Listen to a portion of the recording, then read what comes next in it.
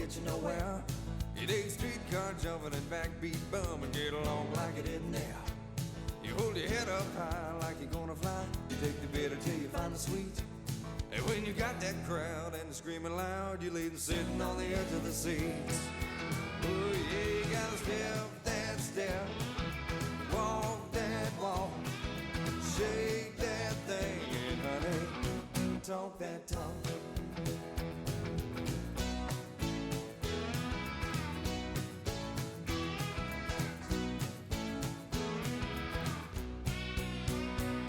Well, Hollywood, if I knew York could, they keep you vibing till the break of day. No time to rest, and you gotta feel blessed, cause you're gonna get it anyway. When you start to wail and your face turns pale, you gotta pump it till your pistol pops. And as the ego flew, baby, so will you, cause you're climbing all the way to the top. Oh yeah, you gotta step that step, walk that walk, shake that thing, and honey, talk that talk.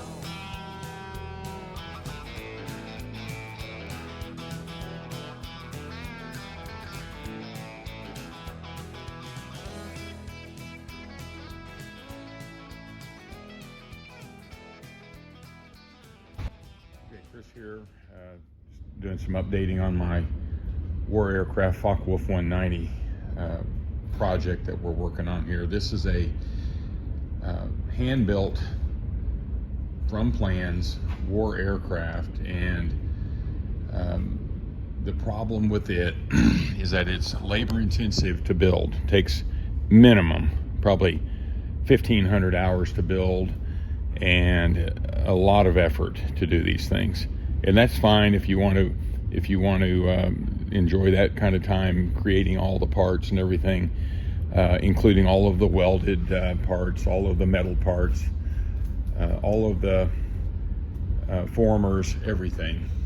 But what we want to do is take the war aircraft design and bring it into the 21st century. And so we're going to use mine as an example. And this airplane will be able to fly again when we're done, but we're flanging it up right now.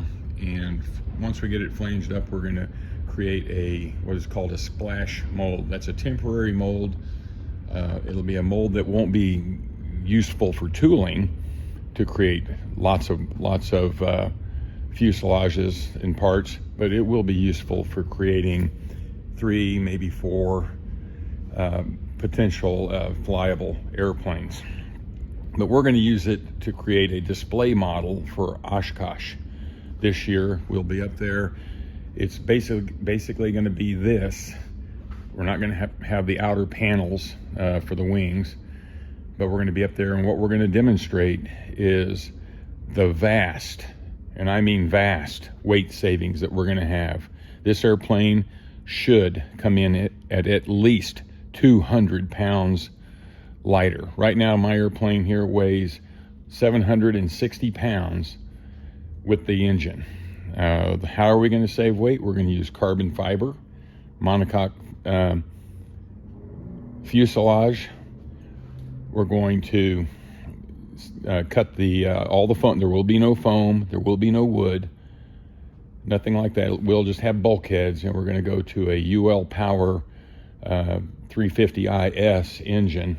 That engine weighs, with the prop and all that on there, about 50 pounds, maybe 40 pounds less than a Continental 200. And as a byproduct, we also get about 30 to 40 extra horsepower. I'm out with Russ is going to be helping me. He's the owner of ODG Composites. Very technical with the composites. He's going to design the fuselage to be able to handle the torque and the stresses with that engine and all of the flight loads. We're going to build a spar. Should this go to production, it can take about 7.5 G positive, maybe -4 negative. Nobody likes to do negative. And with that, we ought to be able to have a strong enough and a safe enough airplane.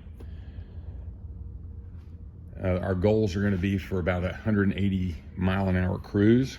We're going to change the airfoil to help that occur.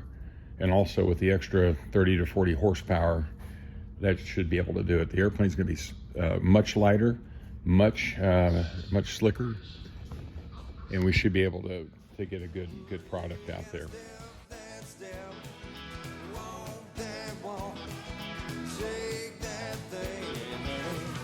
Talk that talk.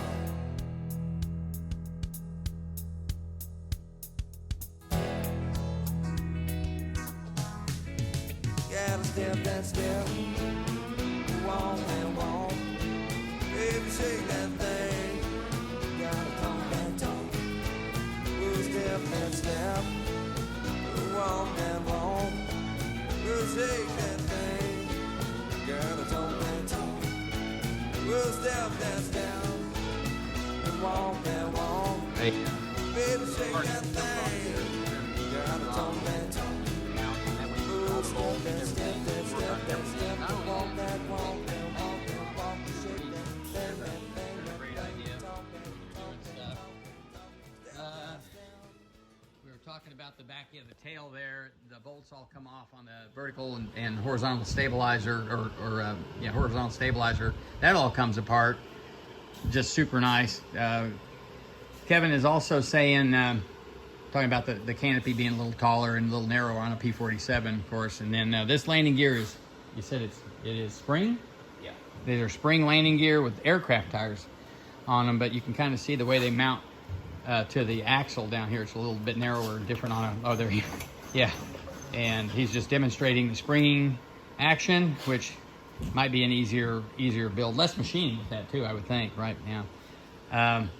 So anyway, they're just kind of showing you what we have going on here. I'll send this on down there to you. His landing gear, or tail wheel retracts also. So it must be a simple system. So, that's something to talk about too. I'll send unlatches it, and then there you go. Yeah. Do a little video on that. Keep coming around, sorry. These things always got a certain smell to them. Yeah, airplane smells. Here's over it. And there you are. And you have electric motor on this? Mm-mm, Oh, it does thing. not. Okay.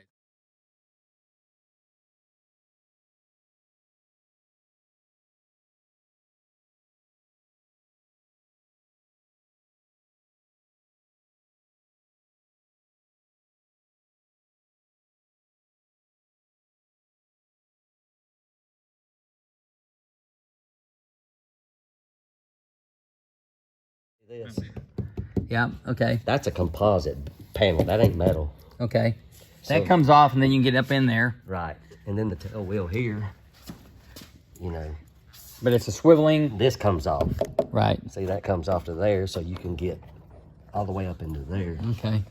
And then you got a panel But that's here. a retractable tail wheel. That is. And is that the war one? Yeah, this is the war. Okay. Yeah, this is nice.